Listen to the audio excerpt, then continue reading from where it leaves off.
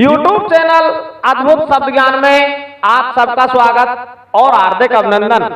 दोस्तों, हमारे धर्म ग्रंथों में भगवान श्री कृष्ण के बारे में लिखा है कि वो भगवान विष्णु के 8वें अवतार थे और 16 कलाओं से संपन्न थे और उन्हें पूर्ण अवतार कहा गया है।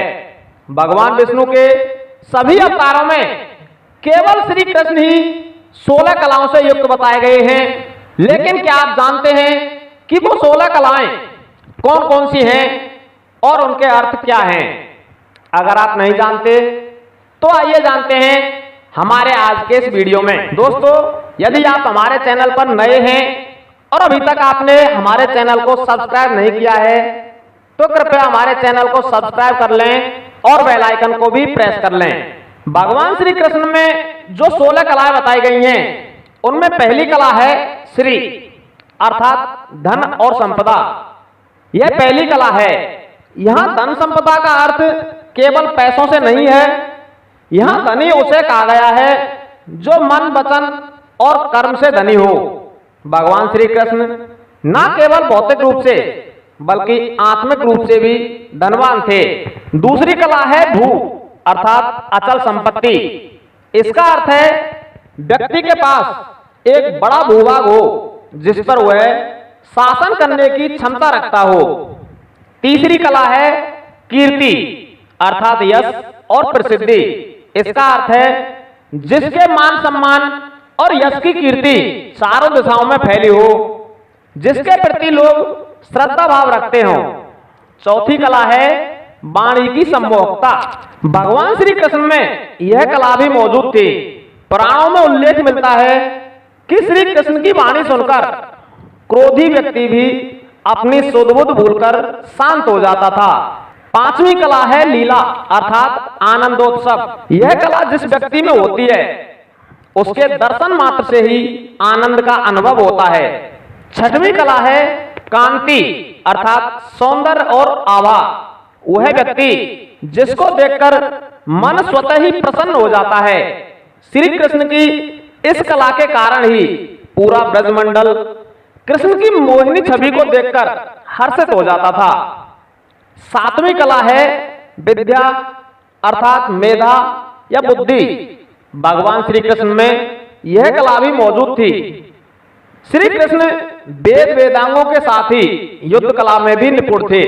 वे राजनीति और कूटनीति में भी पारंगत थे। आठवीं कला है विमला या विमल कला। वह व्यक्ति जिसके मन में छल कपट ना हो और सभी व्यक्तियों के प्रति एक सा व्यवहार करे, किसी के साथ भी भेदभाव पूर्ण व्यवहार ना करे।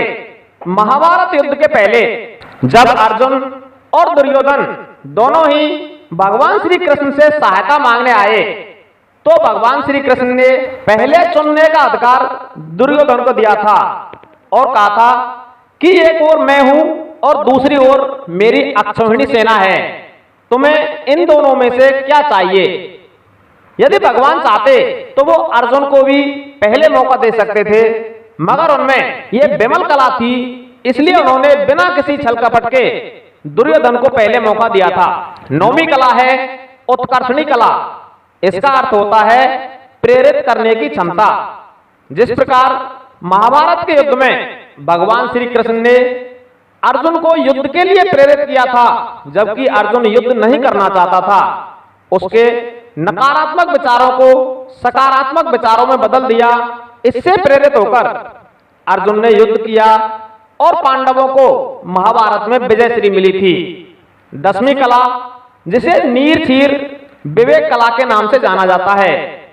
नीर का अर्थ होता है पानी और क्षीर का अर्थ होता है दूध, अर्थात वह व्यक्ति जो दूध का दूध और पानी का पानी करने की क्षमता रखता हो। ऐसा ज्ञान रखने वाला व्यक्ति अपने ज्ञान से न्यायोचित फैसला ले सकता है। भगवान श्री कृष्ण ने अपने जीवन में कई बार विवेक का परिचय देते हुए समाज को नई दिशा प्रदान की है। 11वीं कला है क्रिया, अर्थात कर्मण्यता।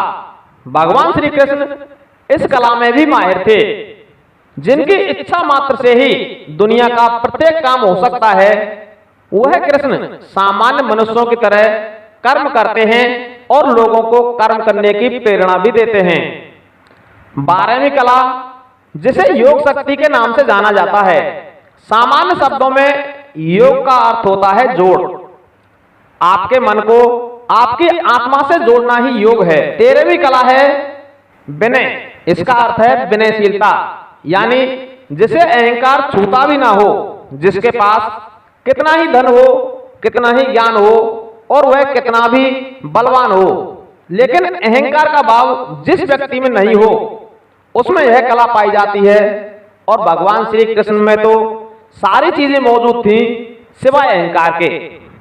14वीं कला है यथार्थ, अर्थात सत्य।